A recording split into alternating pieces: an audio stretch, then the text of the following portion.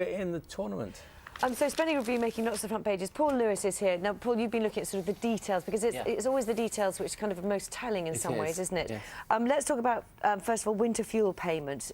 It's not going to be paid in hot countries. Well, no, this is the surprise, because we've been told this wasn't going to happen, and then suddenly it was back. And I found out how they're doing it. They're going to say that any UK pensioners living in certain European countries will no longer be able to get the winter fuel payment. At the moment they can, right throughout the European Economic Area. And the 7 countries they can't get it in future: Cyprus, France, Gibraltar, Greece, Malta, Portugal and Spain. And what they've done is they've measured the average temperature in each of those countries. And if it's higher in the winter than it is in southwest England, the country's out. So it's just those 7 countries, not Italy, surprisingly enough, and France, of course, right next to us. And what sort of figures are we talking about? How much Well, does they that say it's save? over 100,000 pensioners won't be able to claim it or will have to give it up, and it will save £30 million. Now, £30 million, not a lot in the context of £11.5 billion savings, but I think it's a psychological, it's a political thing. One of the other significant announcements was this notion of a cap, the overall cap on welfare spending. What does that mean in practice? Well, it's a slightly strange thing, Charlie. It's going to cover most benefits, not the basic state pension, but other pensioner benefits like pension credit and the extra amounts they get on housing benefit and so on. And it will be set at a figure round about 100 billion. They've not said what it is yet. And basically, if the Chancellor's budget shows that the welfare spending will go above 100 billion, the Office for Budget Responsibility will issue a stern warning, and the Secretary of State will have to come to Parliament and say, I've breached this limit, terribly sorry, but this is why, or I've breached this limit and these are the plans to bring it down again. Benefit payments won't stop as soon as that limit is reached, but it will be a political embarrassment for whoever is Chancellor and Secretary of State.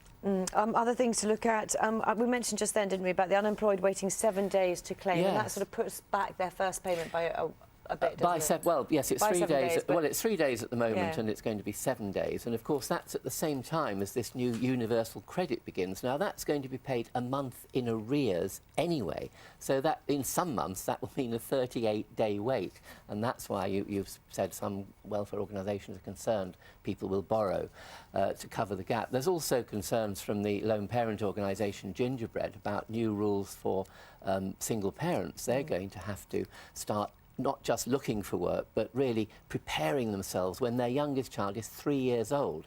They're going to have to attend regularly at the job centre, what they call improve their case file, the Treasury told me last night, and they're going to have to get qualifications, if they can, to help them be ready for work the moment their youngest child reaches 5, when they have to then become sort of like an unemployed claimant. And various things tie in today, don't they? Because you were talking about delays in benefits being paid.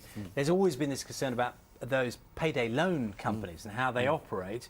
And the suggestion is that more people will be driven to take those short-term loans out. That's a suggestion. I mean, yes, as I think you said earlier in the bulletin, 2 million people about every year apply for a payday loan. They're very, very expensive, £25 to £35 just to borrow £100 for 2 or 3 weeks. So they are expensive, and there are concerns that people will literally be without money and will have to rely on those things. The government's view is that these measures will encourage people to take job seeking more seriously, and they'll save, you know, £350 million that the unemployment changes. So that's the government's position. This is actually helping people back to work, not forcing them into hardship.